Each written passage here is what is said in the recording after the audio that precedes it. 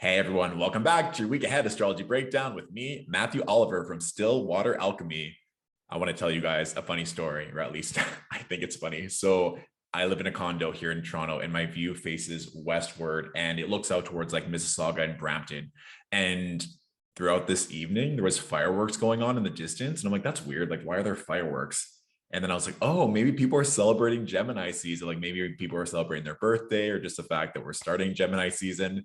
And then after I realized that it's a long weekend and that people often use fireworks to celebrate such things. Sometimes I feel like I'm in this giant tower studying astrology all day long or like doing tarot readings and I'm just like this oracle or seer and I just time and space just don't exist.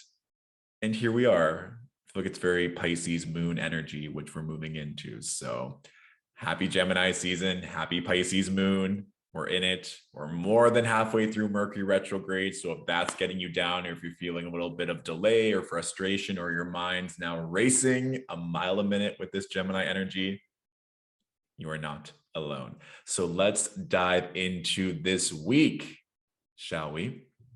On that note, with it being Gemini season, all the tarot scopes are also uploaded for Gemini season. So if you want to take a look, they're all available for you. So starting May 23rd, Monday at 9 a.m. Eastern Standard Time, like I said, we have that Pisces moon in full effect.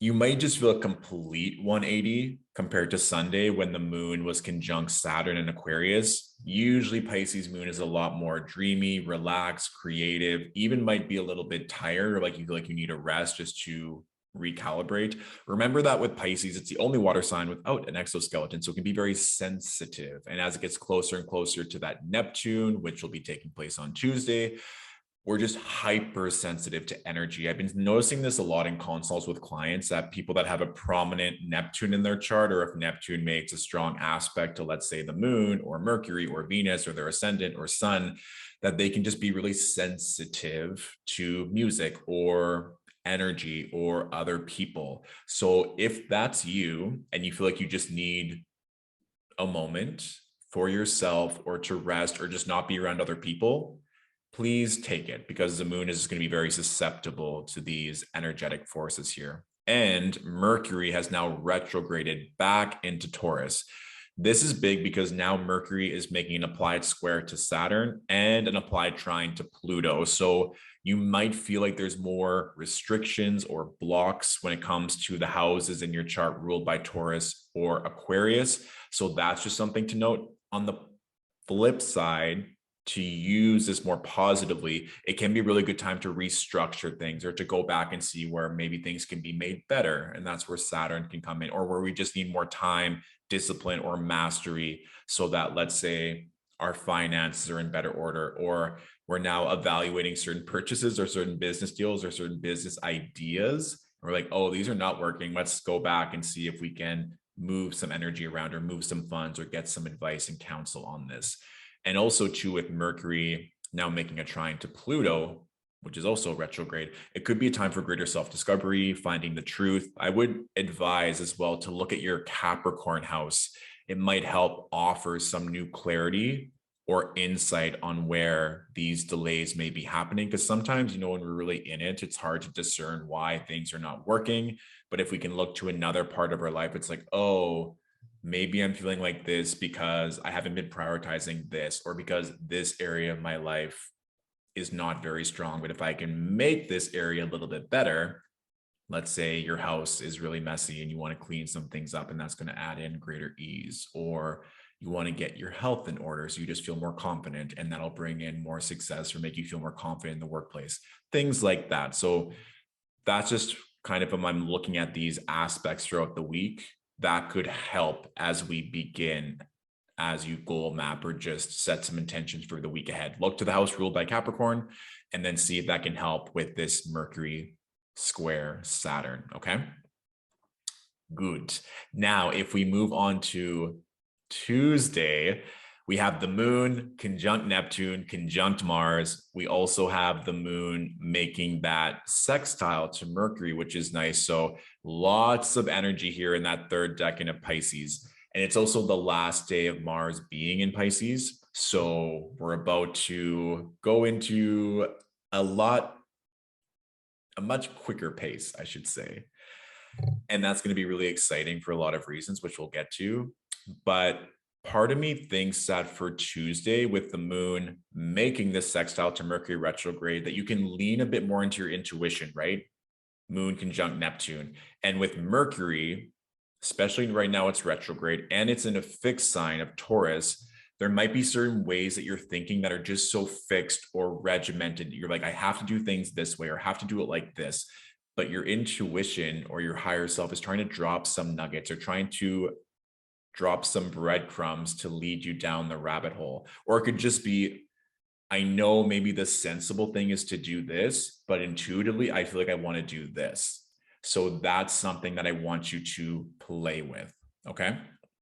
Intuition versus being pragmatic and responsible. Which one is going to continually serve you moving forward? And of course, it can be a combination of both, but this is very much follow the yellow brick road down the rabbit hole with Neptune, the moon, and Mars. And given that the moon in Pisces, I was kind of thinking because Pisces rules the feet, and with Mars about to move into Aries, it's kind of like, where are we going? How is your maybe foot health or shoe game? Are we wanting to get more comfortable shoes? Are we wanting to maybe get a foot massage, do a foot like Epsom salt baths to really clear the energy out of our body as Mars is about to now move into its home sign? Are we wanting to get like a reflexology? Is there something that you want to do with all of this energy around your feet? Which I know is a really random note, but I always, if you've been watching these videos, when the moon is making an aspect to Mars, there usually is some energy where we can use it productively or for warning.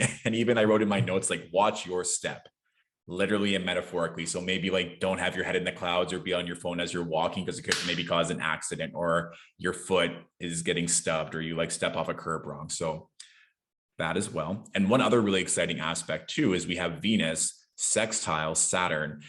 Part of me thinks with this, it's you might find that you're stepping into your own, you're getting a lot more confident with how you're showing up in the world or what you want. And that's being very well received, or the boundaries that you put in place are now allowing greater love in. And if that hasn't happened yet, then maybe you can go back to the drawing board and saying, where am I maybe caring too much what other people think, right? We're talking about Aries. I am.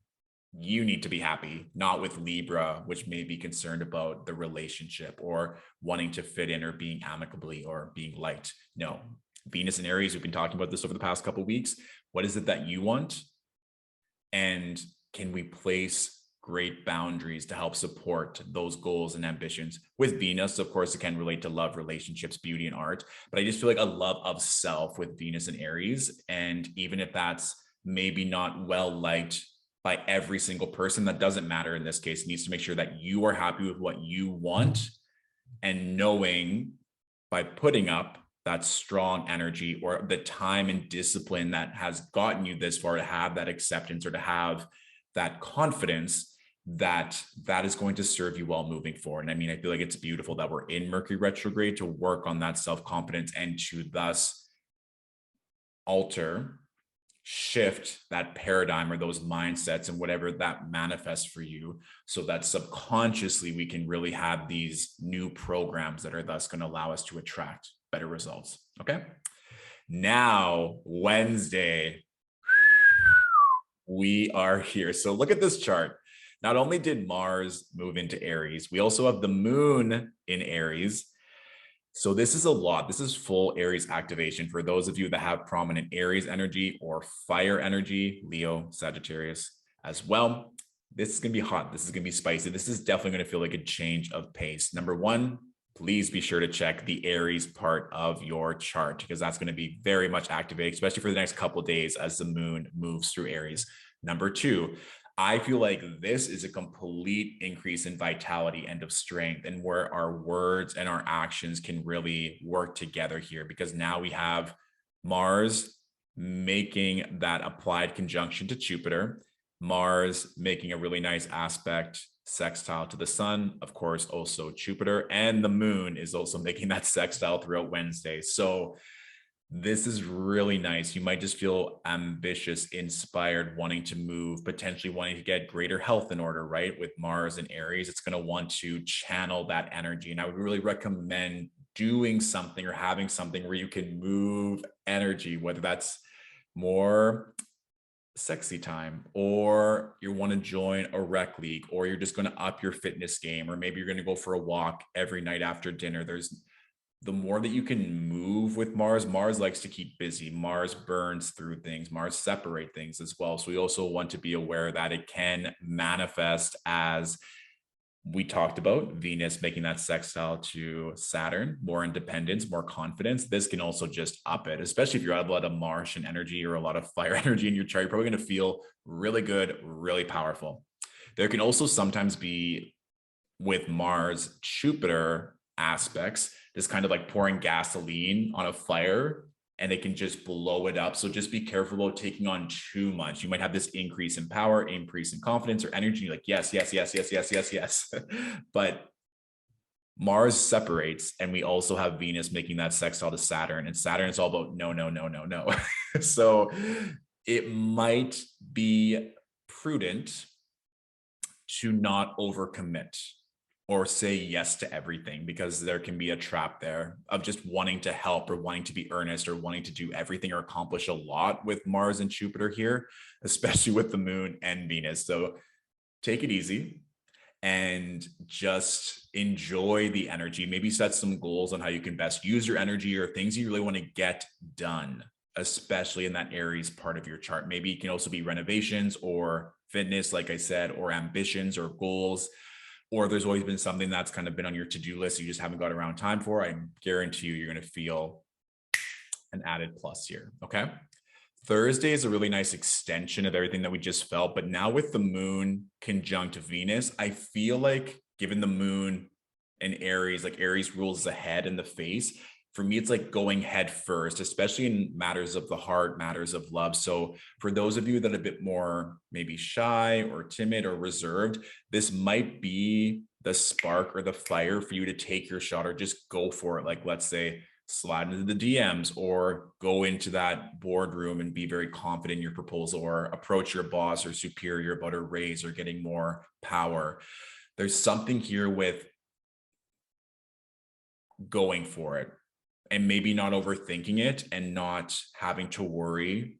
A little bit of, it's better to ask for forgiveness and ask for permission, but not even that really. It's just, if there's something that's been on your heart, something you've really, really wanted, it could even be a dream or aspiration, right? With Jupiter here, but do something that may normally make you feel uncomfortable, but now you feel like you have the confidence to go head first. Please be careful though. The flip side of this, which might be aggressiveness or arrogance or being overly cocky, or even, let's say, if you're going out on Thursday night and people are just feeling really abrasive and it's just like, whoa, whoa, whoa, like, where is this energy coming from? That can be from like a friend or a partner. Like if they're being overly eager, just really intense, that could also be the reason here. So play with that as you will. Okay. And then when that's also what I want to say. Now Mercury is making that direct trine to Pluto at 28 degrees. So just something to know, Mercury, Pluto can be something big that we are either restructuring with these retrogrades or needs better foundation. I kind of think of like you're building a house or you want to buy a house, and then you look at the foundation, you're like, okay, before we start this, we now have to completely redo the foundation because it's about to collapse. You know, if you ever watch like HGTV and it's like House Hunters or like Love It or Listed, and they're just like throwing money into a pit and everyone's like screaming at the producers or the designers. I'm like, this is so staged, but I'm here for the drama, especially with real estate. I don't know why, I just love it. I think it's because my moon is in the 4th house, but yes. Part of me is thinking that if there's something you really want to accomplish or achieve, there might be some restructuring on a subconscious level or on a deeper level, right? With Pluto here, that is going to assist you to get to that larger goal or to move forward with confidence. So now Friday, moon in Taurus. Remember that the moon is exalted in Taurus. She loves being here. It might also feel really good, like you're feeling yourself, feeling your oats. Maybe you pursued a lover, or now you're going on a date on Friday because you asked someone out on Thursday and you're like, yes, this is amazing. And again, Mercury retrogrades are not bad. Maybe you've always been wanting to ask someone out on a date and now you finally did, or you've been meaning to talk to your boss or superior about a raise or getting more responsibility. And now you have. Just intuitively, when I was preparing for this, I was like, oh yeah, Friday just seems like a really good day. And remember, the last time that the moon was in Taurus was when we had the new moon solar eclipse back on April 30th. So this can be a good day to pause and reflect and see what downloads came through during that eclipse, especially if you have prominent fixed energy or prominent Taurus energy, and what has really taken place over the past 4 weeks. And are we happy with that? Or is there maybe some greater restructuring that needs to happen? Or maybe now we have more energy, because eclipses can drain us. They can feel very heavy. They can feel very intense. And now that it feels like 4 weeks have passed since that eclipse, that you might have a different perspective or just more energy with Mars and Jupiter now in Aries, because Jupiter was still in Pisces during that new moon solar eclipse, right? So lots of this shifted in a very short period of time. And then when we move into Saturday, I want to move this up 2 hours because right now we're at 9 a.m. Eastern Standard Time. Venus is just finishing off her transit in Aries. But if we fast forward this to around 11 a.m., we now have Venus in her home sign of Taurus. Some astrologers would even say that Taurus prefers, or pardon me, that Venus prefers to be in Taurus over Libra, even though she rules over both. Venus in Taurus is very tactile, very sensual, wants to feel all these things, hearing good music, tasting delicious food, having beautiful garments draped upon them to make them feel sexy or confident or cozy. So this is just a really benefic transit for everyone, but especially if you have dominant Taurus energy or Earth energy, so Virgo or Capricorn, especially if you're an Earth rising, because then with Venus making prominent trines to your ascendant, especially in her home sign of Taurus, that's really, really nice. So this is just a really benefic transit for all. And I'm just kind of curious here because we have the moon conjunct Uranus at 16 degrees.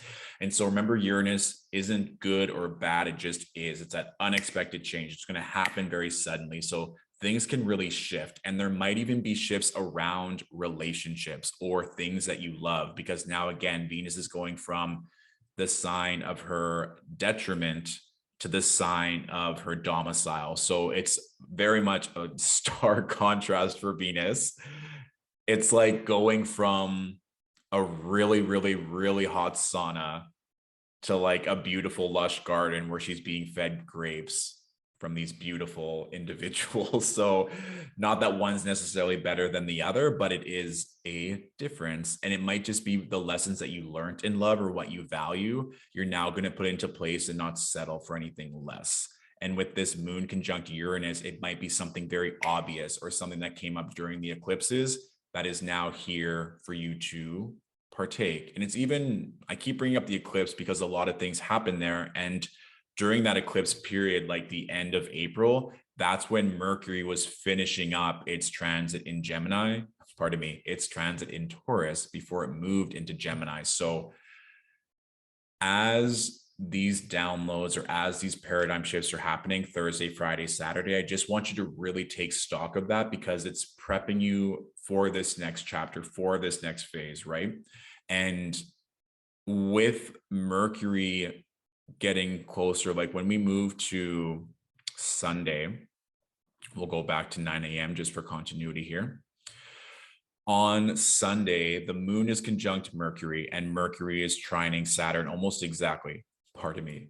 Whew. Hello, Mercury retrograde. Mercury is making a square to Saturn. So with this conjunction, with this square, I feel like there's probably a conversation that needs to be had either with yourself or with others. I want to be cautious because with Venus now in Taurus and co-present this Mercury moon conjunction, there may be a temptation to reach out to an old lover out of necessity, maybe, or that you want to feel safe and comfortable, or you're just longing for that intimacy.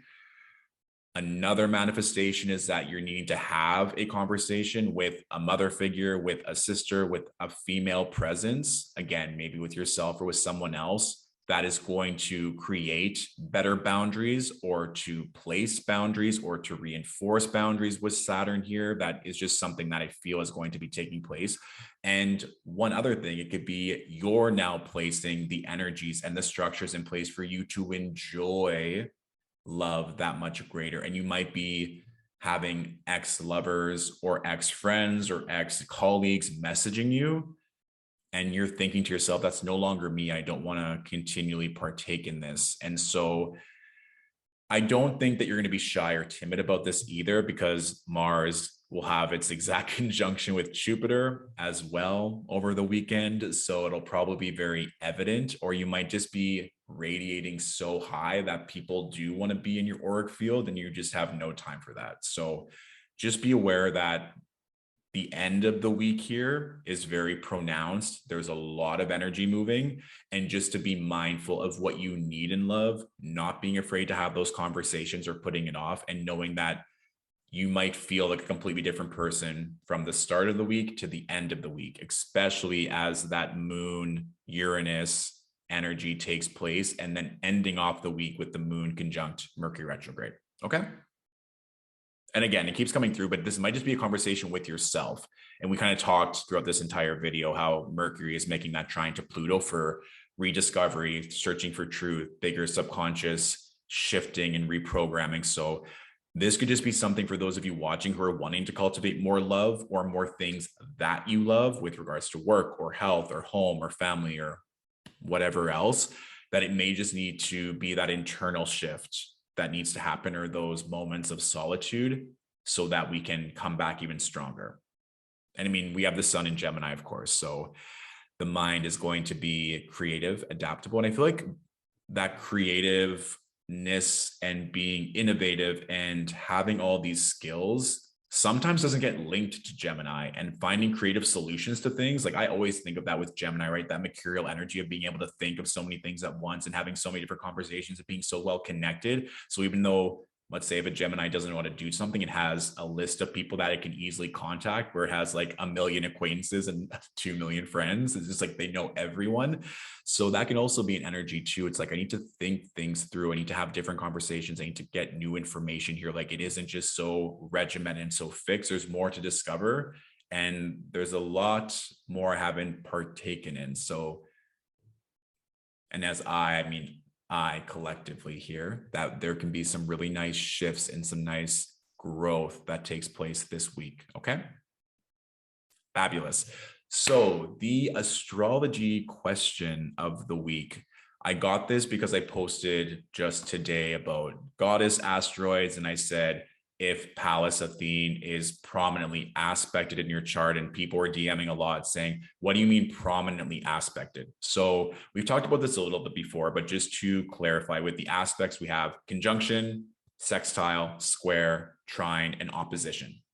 So with any of those aspects, most astrologers will say that an orb or a range of 3 degrees is significant or prominent in one's chart. And so let's just even take a look back at this chart, for example, to give greater context here.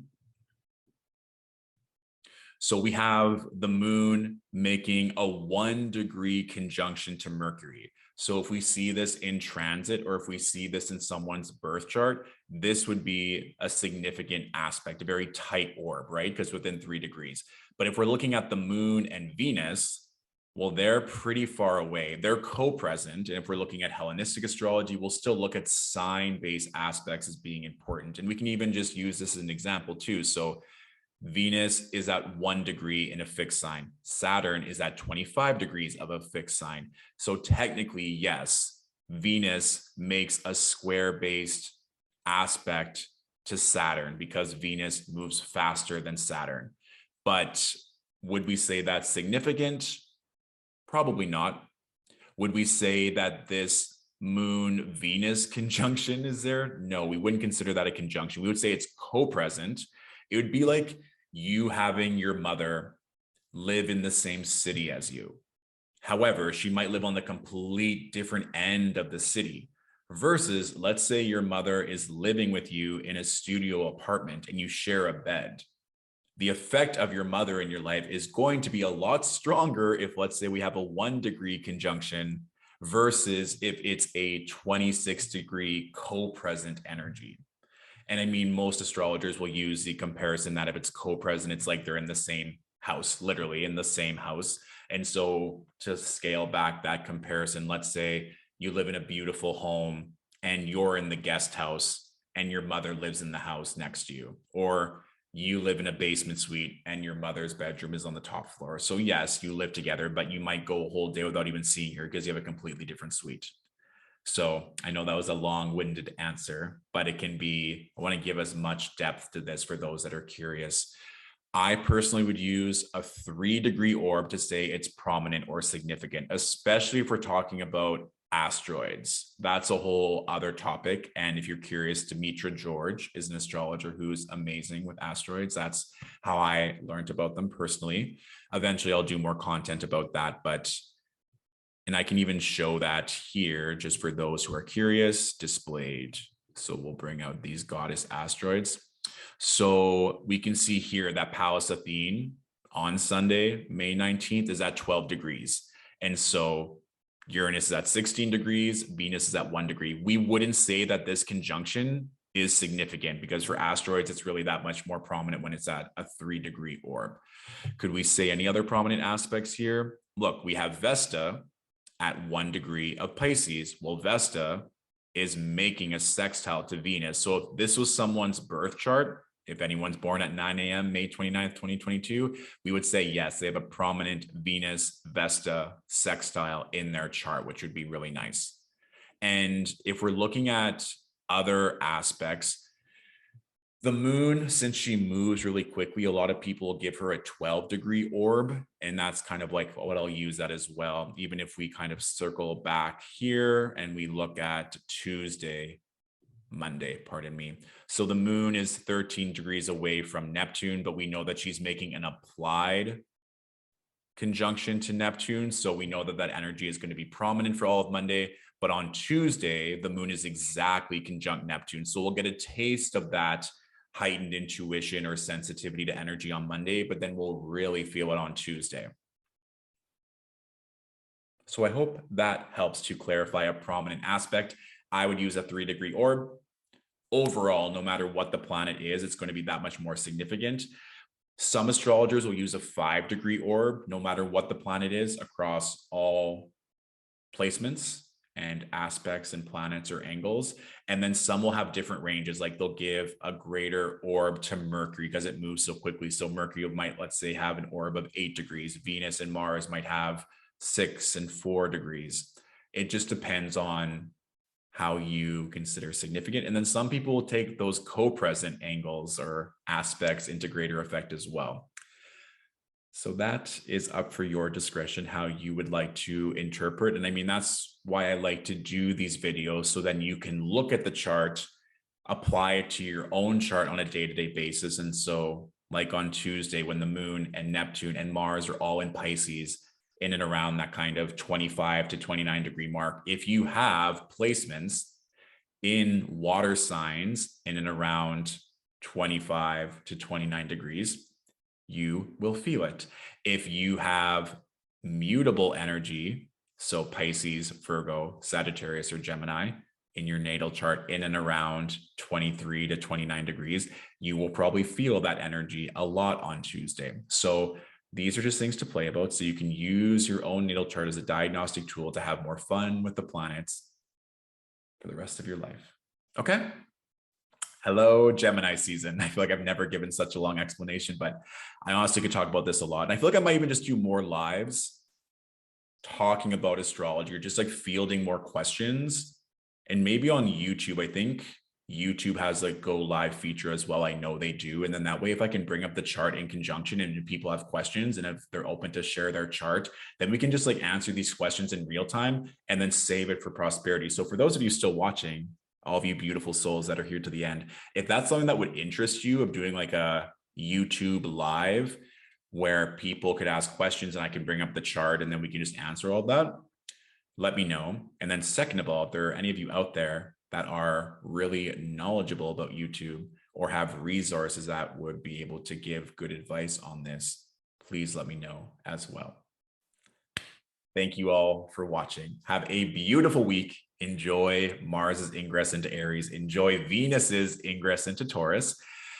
And let me know if there are any breakthroughs or any fun things that manifest throughout the week with all of these shifts in energy. Okay.